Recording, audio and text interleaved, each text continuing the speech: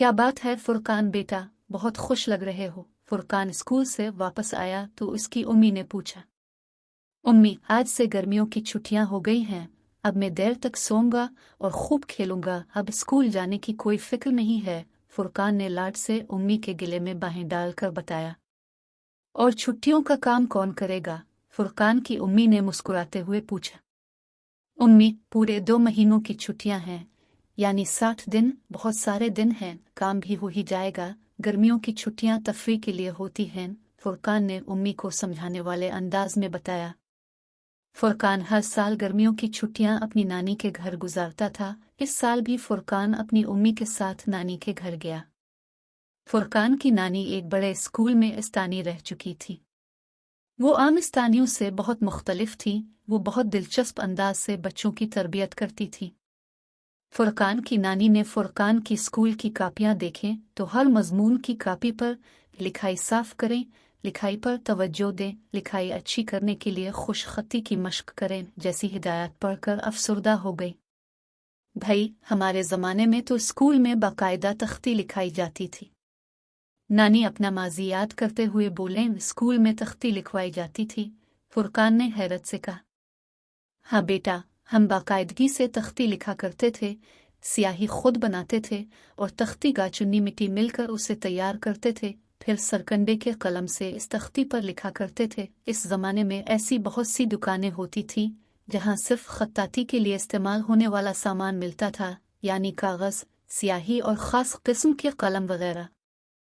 हमारे ज़माने में हर तालिब इल्म खुश खत हुआ करता था। इस ज़माने में खुश खत होना काबिलियत और एक मेयार समझा जाता था। नानी ने माजी की यादें बयान करते हुए कहा, नानी, क्या आज भी तख्ती लिखकर लिखाई बेहतर की जा सकती है?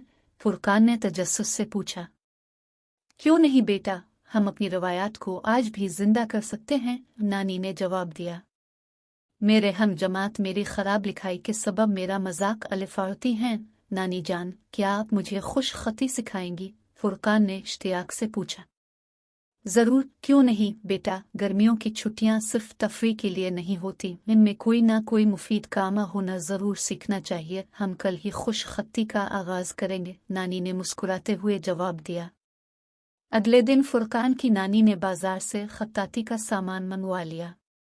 बेटा, खूबसूरत लिखाई एक फ़न है और शख्सियत की आईनादार भी होती है। थोड़ी सी तवज्जो और मेहनत से लिखाई खूबसूरत बनाई जा सकती है। इस कलम से तख्ती पर बिस्मिल्लाह अर्रहमान अर्रहीम लिखो, नानी ने फुरकान को तख्ती देते हुए कहा। फुरकान ने जल्दी से लिखकर दादी को दिखाया। बेटा, जल्दी जल्दी लिखने के बजाय हर लफ्ज़ ठहर ठहर कर तवज्जो से दिल लगाकर लिखो। बेटा, अल्फाज बेजान नहीं होते, अल्फाज लिखने वाले की तवज्जो और मोहब्बत को महसूस करते हैं। दादी ने फुरकान की इस्लाह की और दोबारा लिखवाया। इस बार फुरकान ने पहले से बेहतर लिखा। नानी ने फुरकान को शाबाश दी। इस तरह रोज़ाना वो फुरकान को खुश खत लिखवात। एक माह में फुरकान की लिखाई बहुत अच्छी हो गई। फुरकान बहुत खुश था कि नानी ने कितने आसान तरीके और तवज्जो से इसे खुश खती सिखा दी। फुरकान ने अपना छुट्टियों का काम मुकम्मल किया। उसे स्कूल खुलने का इंतज़ार था। वो अपनी उस्तानी और जमात के साथियों को अपनी खुश खती दिखाना चाहता था।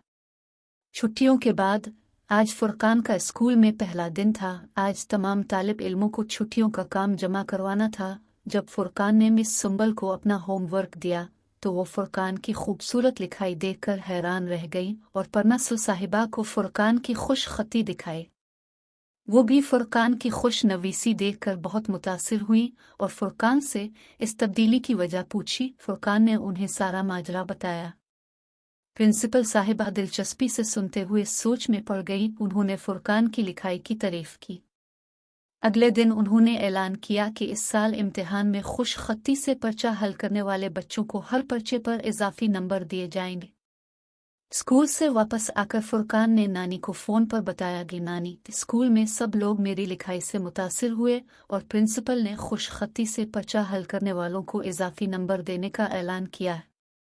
यानी आपके इजाफी नंबर पक्के, नानी ने खुशी से कहा।